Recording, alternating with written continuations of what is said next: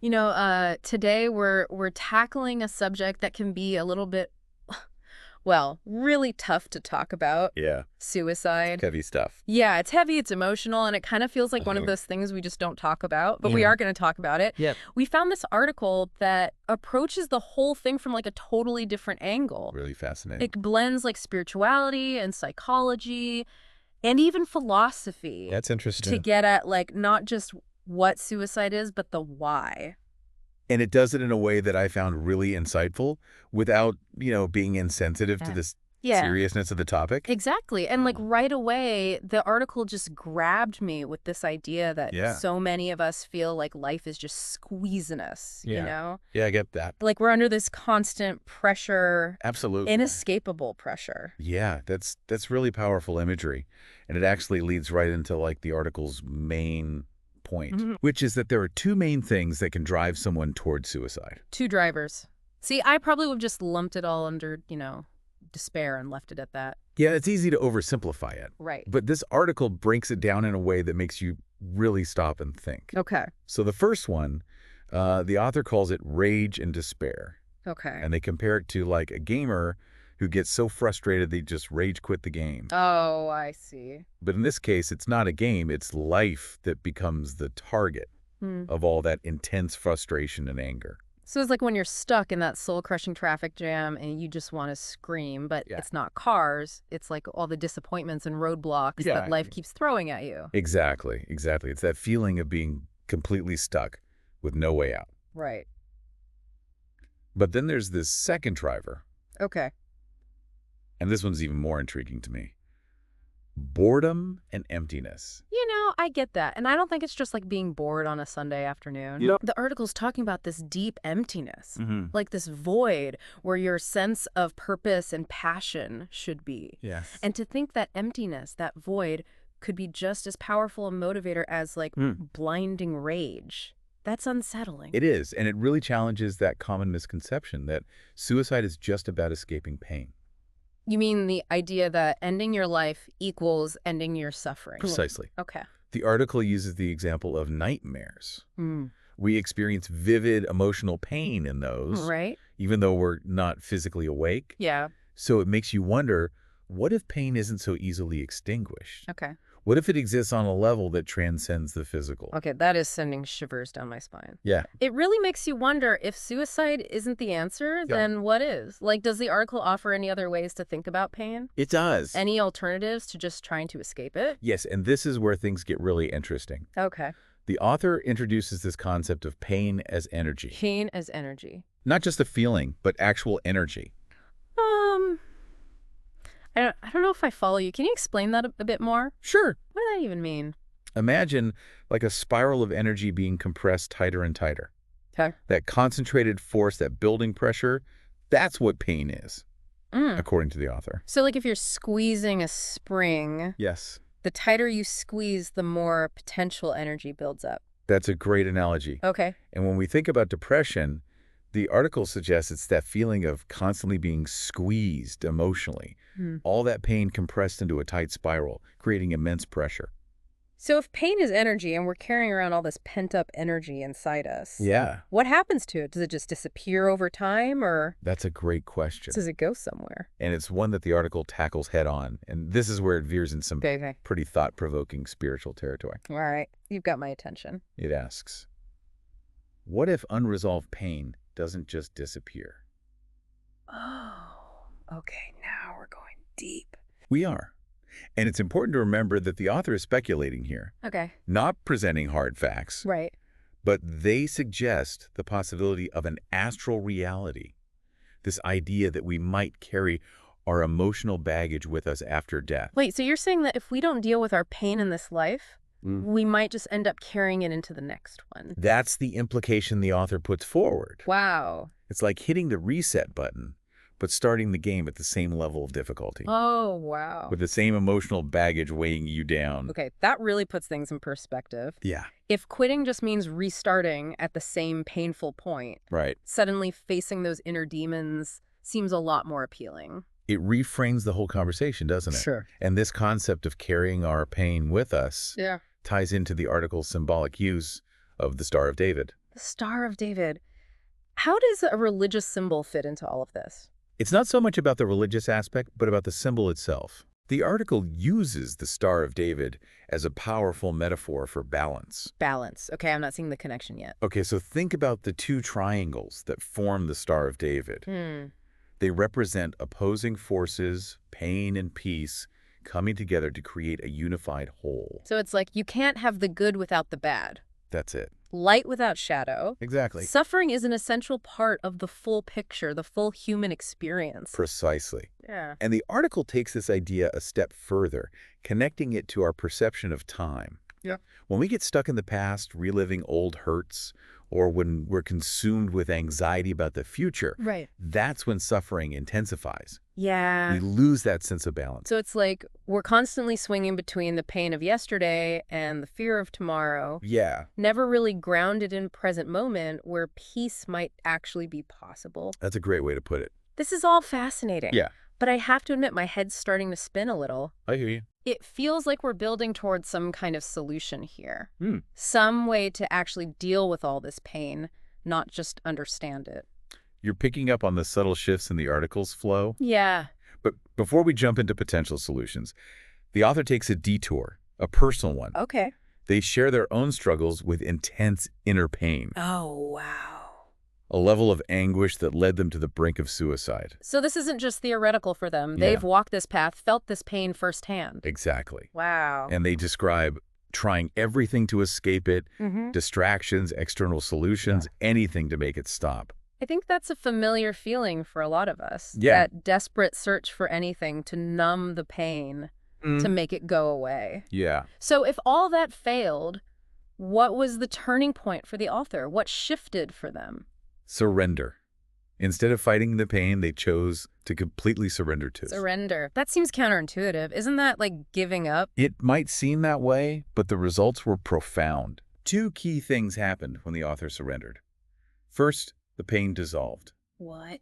It was replaced by a feeling of warmth and peace. Whoa, okay. Talk about a plot twist. But if pain is energy, where did that energy go? That's a good question. And what was the second thing that happened? This is where things get even more intriguing. The author experienced a vision of the Virgin Mary. The Virgin Mary, that's unexpected. I'm not sure what to make of that. It's symbolic, of course. In this context, the Virgin Mary represents unity, illumination, Okay. a kind of spiritual awakening. Okay. The surrender to pain led to a profound shift in consciousness. Okay, so we've gone from rage-quitting life to compressed springs of pain to surrendering to visions of the Virgin Mary. Yeah. I'm definitely feeling the deep dive part of this episode. You and me both. But I'm also feeling like we're just scratching the surface here. We are. The big question is, what does all of this mean for us? Yeah. How do we take these abstract ideas and metaphors and turn them into something practical? Something we can actually use to deal with our own pain. That's what we'll explore in the next part of our deep dive. Okay, so we've gone through like a whirlwind of ideas and images. Yeah. Pain is energy, the Star of David is balance. But the question I keep coming back to is, what do we actually do with all of this? Right. If the answer isn't suicide, then how do we handle the pain in like a healthy way? That's the core question, isn't it? Yeah. And the article doesn't offer some kind of quick fix, Yeah. a magic bullet solution. It really emphasizes that it's not about erasing pain entirely. So if we can't just like make it disappear, what are we supposed to do with it? How are we supposed to live with it? The key, the article suggests, is integration. Okay. Not elimination, Integration. but integration. It's about understanding our pain, accepting it as part of who we are, Okay. and figuring out how to weave it into the tapestry of our lives. Integrate it. Yeah. That honestly sounds harder than just trying to ignore it. Can you maybe give me an example of what that might look like? Sure. Imagine trying to ignore a broken leg. Okay. You can pretend it's not there, try to walk it off. Yeah. But that's not going to lead to healing. You have to acknowledge the injury, treat it, and allow it to mend. Okay, I see the analogy. So instead of pushing the pain away, we need to face it head on Yes. and kind of learn to work with it. Exactly. But isn't there a lot of advice out there about like letting go of pain? Isn't that what we're supposed to do? That's a great question. Yeah. And it's something that the article directly challenges. Okay. It argues that true healing comes not from detachment, but from connection. Connection to what? Connection to ourselves, Okay. to our pain, and ultimately to something larger than ourselves. Hmm. It's about recognizing that pain is a universal human experience.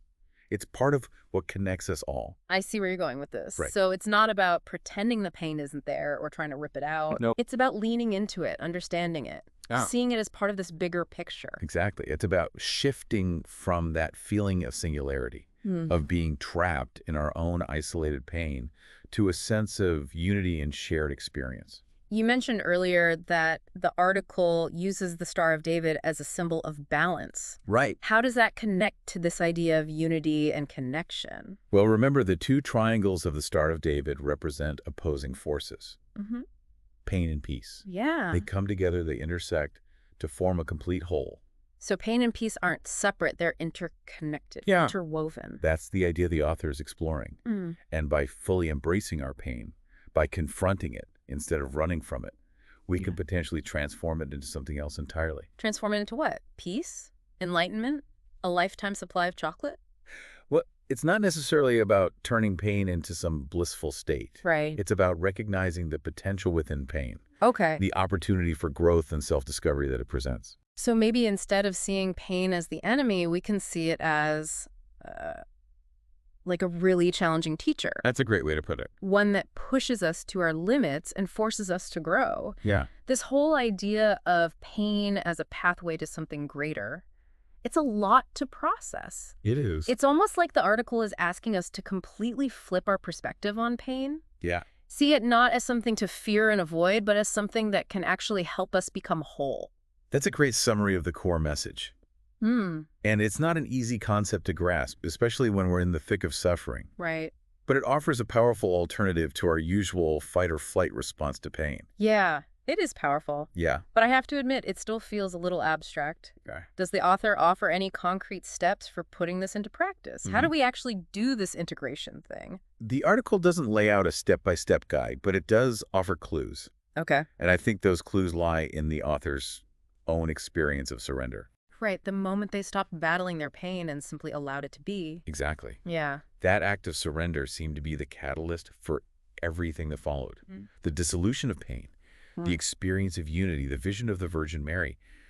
Perhaps the first step towards integrating pain is simply giving ourselves permission to feel it fully, without resistance. That makes sense. But it also sounds incredibly difficult. Right. How do we allow ourselves to feel pain when our natural instinct is to push it away, Yeah. to numb it, to distract ourselves from it? That's where the idea of connection comes in. Okay. We don't have to do this alone. Reaching out for support, Okay. whether it's from friends, family, a therapist, Yeah. or even a spiritual practice, can give us the strength and courage to face our pain. So connection isn't just about feeling connected to something bigger than ourselves.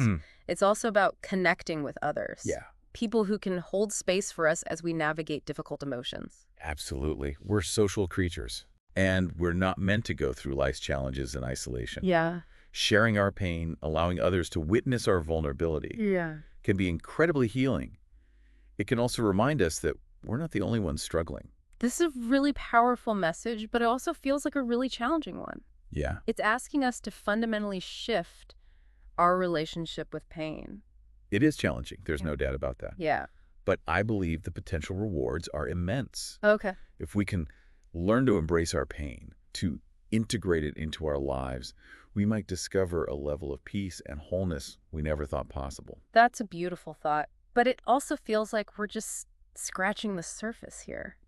There's so much more to explore, so many more questions to ask. Right. We'll need to delve deeper into the practical applications and potential pitfalls of this approach in the next part of our deep dive. I'm still trying to wrap my head around everything we've talked about. Yeah, it's a lot. This whole idea of pain as energy, the Star of David as balance, Right. the power of surrender. It's a lot to absorb. It really challenges a lot of our ingrained beliefs about pain. Exactly. And we left off talking about how connection, Yeah. both to ourselves and to others, can be so crucial in like supporting us when we face difficult emotions. Absolute. But is it really that simple? Yeah. Do we just connect and poof, the pain's gone? I wish it were that easy. Right. The article makes it clear this path of integrating pain, it's not a quick fix. Right. It's a process. Okay. And it's likely to be messy, Yeah. with lots of ups and downs. We can't expect to just flip a switch and suddenly be at peace with all our pain. No. There are going to be setbacks. Of course. Moments when we fall back into old patterns. Absolutely. Avoidance, resistance. Yeah, and I think that's where the article's emphasis on surrender becomes so important. Because surrender, as it's presented here, isn't about giving up or resigning ourselves to a life of misery. Right. It's about accepting what is, good point. acknowledging our limitations, and trusting that even in those dark moments, there's potential for growth and transformation. So letting go of the fight, but not letting go of hope. That's a great way to put it. It's about finding that balance between acceptance and action. Right. Between surrendering to what we can't control and taking responsibility for what we can. That makes sense. But it also brings up a concern for me. Are there any risks involved in this whole surrender thing? Could it lead to passivity, to just letting people walk all over us?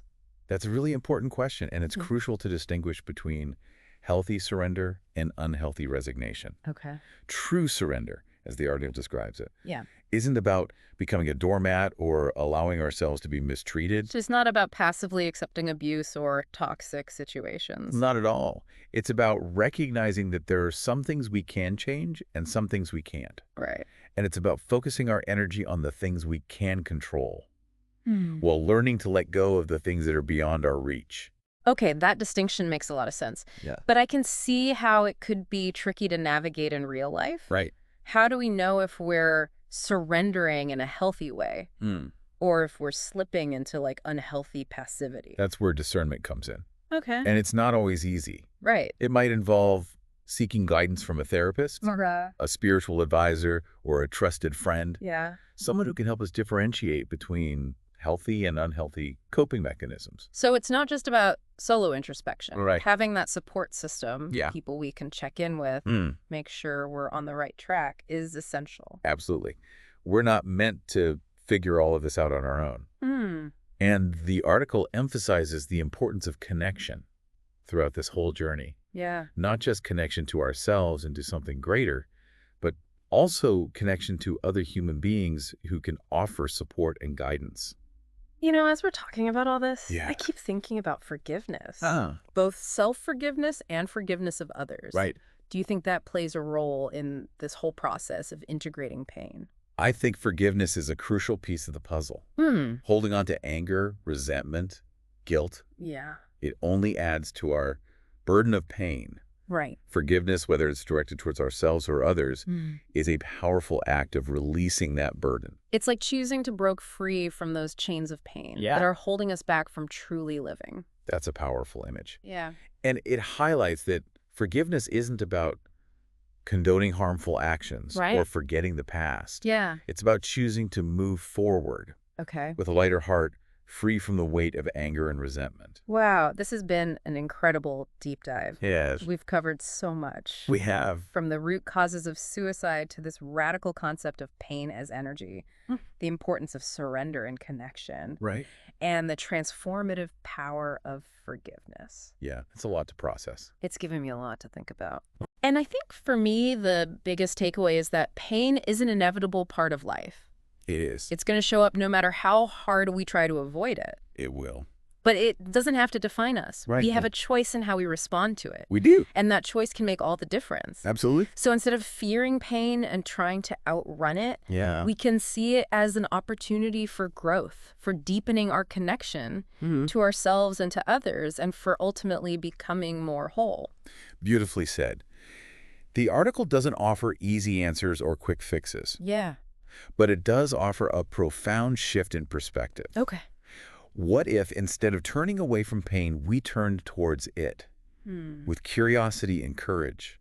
What might we discover about ourselves and the world around us if we dare to embrace the full spectrum of human experience?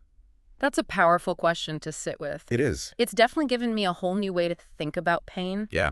and about the possibilities that might exist on the other side of suffering. That's what this deep dive is all about, exploring those possibilities, those new ways of seeing the world and ourselves.